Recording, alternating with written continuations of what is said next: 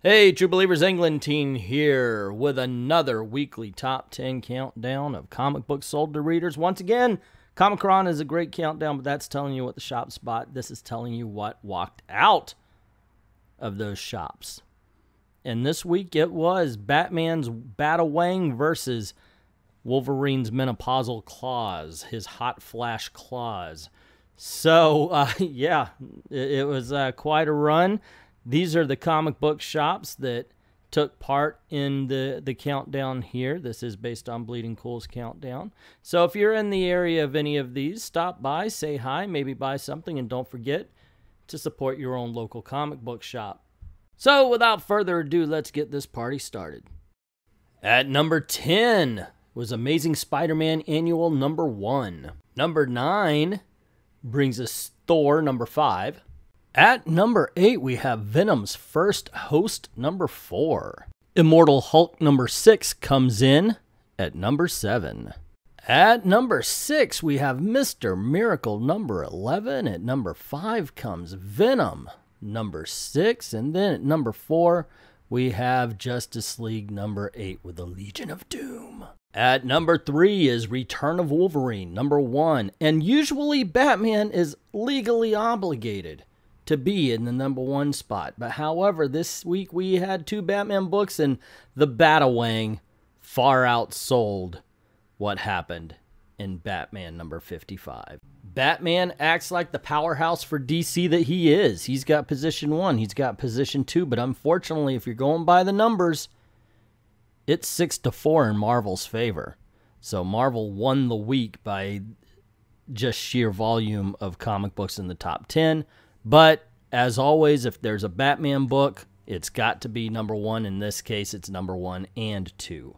So let's find out what the comic shop owners have to say about this week's comics. Of course, the FFF has to write a novel, so they say Batman Damned was very much expected hit at the FFF this week, selling out completely by Thursday afternoon. We've also had a record number of people ask about since then.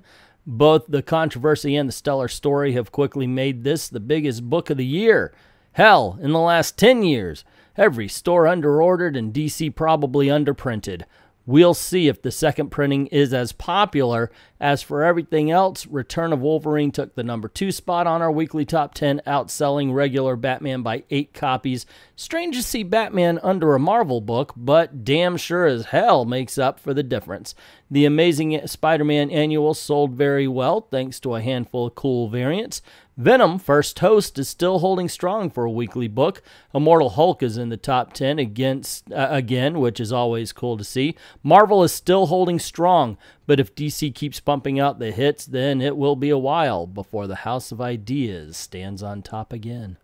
He brings up a very good point. The second printing is going to be censored, and good because the Batawang takes away from the story. Not that I enjoyed the story as much. It's like, hit and miss, kind of messy all over the place. But it detracts. So I'm wondering if it's the controversy that made it as big as it is. I know the controversy helped, but how much? And the second printing and, of course, issue 2 will tell us exactly how much it helped out. Nothing bigger in comics right now than the first appearance of Lil Wayne. The BARFIELD issue has catapulted to the top spot since this week, and Batman 55 to the second spot, beating out Return of Wolverine. Wolverine's return was by no means a flop, but it certainly hasn't pulled the numbers like I thought it would. He never left! What are you talking about the return? He literally never left. And not only that, but we had Laura Kinney, we had Doc, and we had Old Man Logan. We had so many people with claws while Logan was gone, while Wolverine was gone, that what hole was there for him to fill?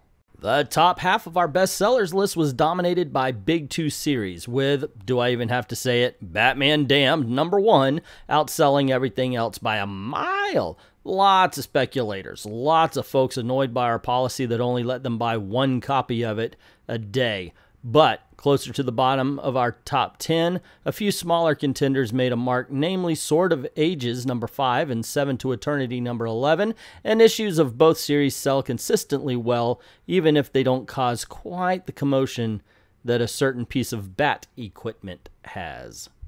Yeah, the bad equipment is definitely dominating the conversation. I am glad to see somebody's at least selling a couple of independent comic books.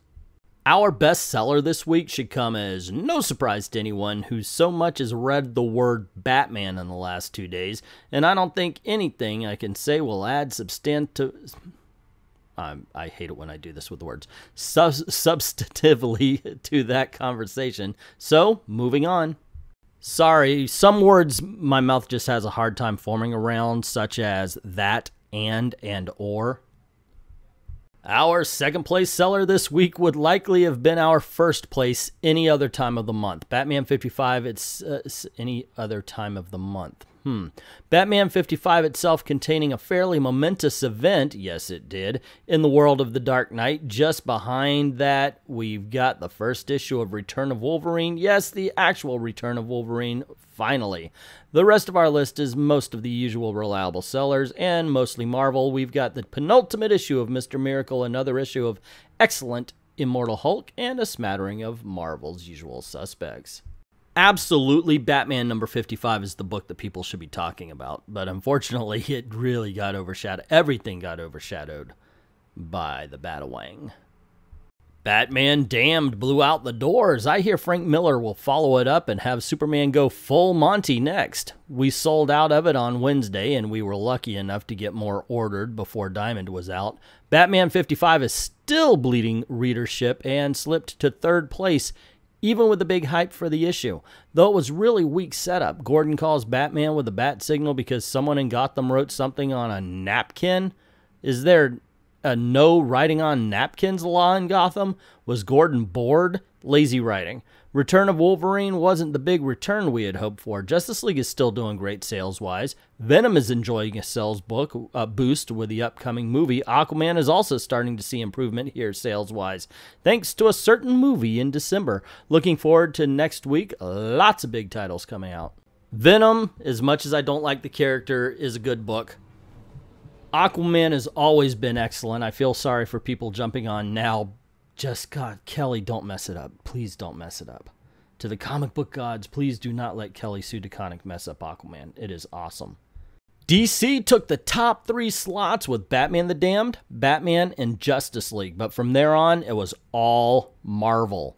This should concern DC. Many of their former top sellers have slipped to solid mid-list sellers, while many of their mid-list books are now slumping into lower-tier category.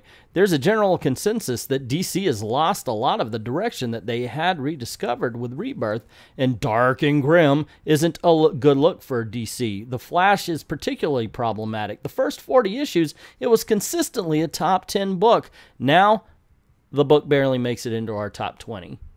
I agree completely, and I've heard from in the comment section, and I've heard in the live streams, people don't like the fact that it seems to be moving back to the New 52. I know some young kids who didn't know anything else enjoy the New 52, but Rebirth has been a breath of fresh air. I don't know. Anyway, let's go on over to Comixology, the world's largest digital comic book shop, and see who wins the digital week, Marvel or DC. At number 10, Immortal Hulk. Number 6 starts the digital countdown. Number 9 brings us The Amazing Spider-Man Annual number 1. At number 8, it's Daddy-Daughter Day with Star Wars number 54. Number 7 brings us Thor number 5. At number 6, it's The Avengers number 8. At number 5, Mr. Miracle number 11. At number 4, we have The Return of Wolverine number 1. The Justice League comes in at number 3. And mirroring the floppy sales, or the hardcovers as I like to call them, number 2 is Batman number 55. And of course, the Batawang propelled Batman Damned into the number 1 position. No one is going to come close to stopping Bruce Wayne. But let's see, we have Immortal Hulk, Amazing Spider-Man, Star Wars, Thor, Avengers, and Return of Wolverine in the top 10, making Marvel the winner this week for the digital sales of the top 10, with 6-4. Batman the Damned Mr. Miracle, and Justice League all have top 5 positions, though. So once again, by the numbers, DC wins. By the numbers, I mean Marvel wins. It's by the position that DC wins. But let's see if DC can even that out in the back 10. I doubt it, because Marvel usually rules the roost. But, okay, let's check it out. At number 11, we have the Wildstorm, making it 6-5, still Marvel's favor. At number 12, West Coast Avengers number 2 makes it 7-5, Marvel's favor. 8-5, thanks to Venom coming in at number 13. Cue up the Dolly Parton, because at number 14, X-Men Gold number 36 makes it 9-5. But Nightwing's not going to let DC go into the night quietly. It is now 9-6. And at number 16, Teen Titans makes it 9-7, still Marvel's favor. And at number 17, we have Captain America Annual number 1. The score is now 10-7. DC has no hope of winning, but hopefully they can tie. At number 18, Infinity Warp's Soldier Supreme makes it 11-7. Marvel has won the week. Number 19, Doctor Strange. It's now 12-7. Man, Marvel's unstoppable this week. But DC has Green Lantern's number 55, so the final score is 12-8. I make it no surprise, or no secret, I should say, that I am a DC fan. It's sad to see when they fall, but it also makes it more interesting when they do, and there's a contest. I'm glad to see Marvel doing so well. I'm glad to see them getting some excitement behind their titles again. It's good. It's better for the market.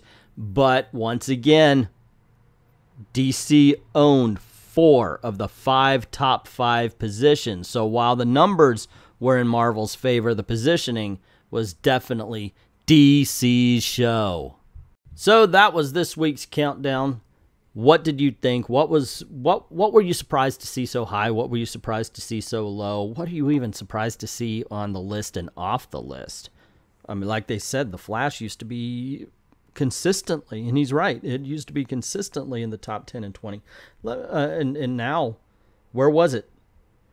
Let me know what you think in the comment section below. Also, if you like this video, you know the drill. Click like, share, get word about the channel out. That's always important. Subscribe, and if you haven't done it already, ring that bell. Be a part of the notification squad. Definitely, I could use the views. Also, if you don't mind, this is the way we're trying to make a living, man. If you don't mind, go on over to Patreon, drop $1 in the till. The link's in the description below, as well as the link to my other channel. I just started a Disney channel. I'm new over there, so I'm learning the ropes, getting the hang of it. If you don't mind, click on that and go check it out. I'd like to thank everybody who's done both of those things, and to everyone, all of the true believers, thank you very, very much for watching. Oh, I got a couple of comic covers. I always stop early. Have you ever noticed that? I need to time this out a little bit better. Did I just put 2 Venoms, West Coast? Now, this is a weird book. It's supposed to be stupid, though, and it is. It is very, very stupid.